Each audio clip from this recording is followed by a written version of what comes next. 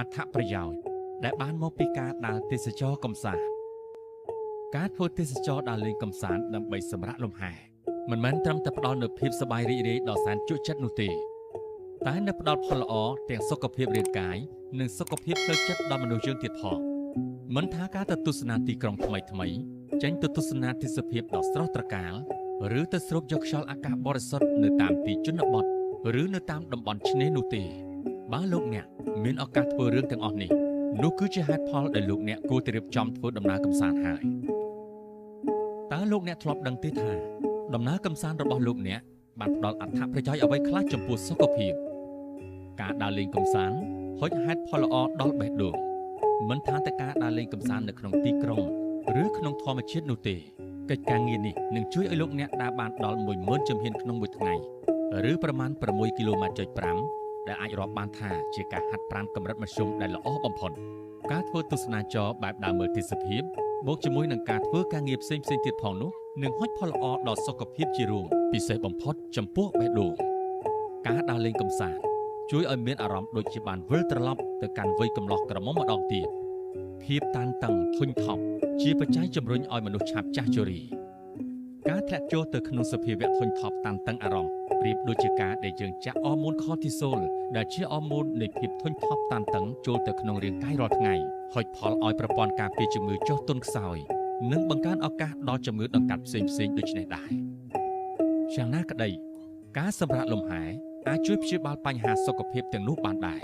ការដើរលេងកម្សាន្តជួយឲ្យសតិបញ្ញាមុតស្រួចការដើរលេងកម្សាន្តបើឱកាសឲ្យយើងបានជួបនឹងស្ថានភាពផ្សេងៗដែលជួយជំរុញឲ្យខួរក្បាលរបស់យើងដូចជាម្ហូបអាហារនិងបរិស្ថានជុំវិញខ្លួនថ្មីឬក៏ភាសាដែលយើងមិនធ្លាប់បានជួបជាដើមការដែលបានជួបនឹងវប្បធម៌ប្រពៃណីជនបទនិងការបានឃើញទីកន្លែងថ្មីមិនត្រឹមតែធ្វើឲ្យយើងកាន់តែឆ្លាតនោះទេតែនៅជួយពន្យាជំងឺខាងខួរក្បាលផ្សេងបានដូចជាជំងឺអាល់ហ្សៃមឺជាដើមវេជ្ជបណ្ឌិតដ៏ជំនាញបានពោលថាការដើរលេងកម្សាន្តគឺជាឱសថដ៏ល្អឯកព្រោះការបានជួបនឹងបទពិសោធន៍និងបរិស្ថានថ្មីជួយសម្លៀងខួរក្បាលឲ្យមានការគិតនិងសតិបញ្ញាមុតស្រួចជាប់ជានិច្ចអាចហៅបានថាកិច្ចការងារសំខាន់មួយដែលជួយបង្កើនដល់សុខភាពខួរក្បាលនិងធ្វើឲ្យខួរក្បាលមានភាពរហ័សរហួនវាងវៃរហូតមួយជីវិតការដើរលេងកម្សាន្តជួយជំរុញការគិតបែបចម្រើនបច្ចុប្បន្នអ្នកជំនាញខាងប្រព័ន្ធប្រសាទវិទ្យាបានដឹងហើយថាបរិស្ថានជុំវិញនិងបទពិសោធន៍ថ្មីជួយជំរុញការតបជាប់របស់សរសៃខួរក្បាលថ្មីបាននិងជួយបំផុសការគិតឲ្យឆ្លៀសវៃជាប់ជានិច្ចការដើរកម្សាន្តជួយបង្កើនប្រសិទ្ធភាពការធ្វើការងារភាពនឿយហត់នៅក្នុងការធ្វើការងារគឺជាបញ្ហាមួយក្នុងចំណោមបញ្ហាដែលគេប្រទះឃើញយ៉ាងច្រើននៅក្នុងកន្លែងធ្វើការបញ្ហានេះមិនមែនហុចផលអាក្រក់ទៅលើនិយោជិតប៉ុណ្ណោះទេតែវាថែមទាំងជាបន្ទុកប្រព័ន្ធផ្ដល់សេវាសុខភាពរបស់រដ្ឋរួមទាំងក្រុមហ៊ុននិងស្ថាប័នទូទាំងពិភពលោកទៀតផង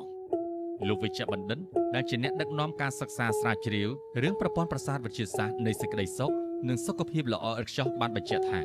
ការធ្វើឲ្យខួរក្បាលបានសម្រាកលំហែដើម្បីឲ្យត្រឡប់ទៅរកសភាវៈការធ្វើការដូចដើមនោះនឹងជួយលើកផ្នែកខាងការគិតកែបញ្ហា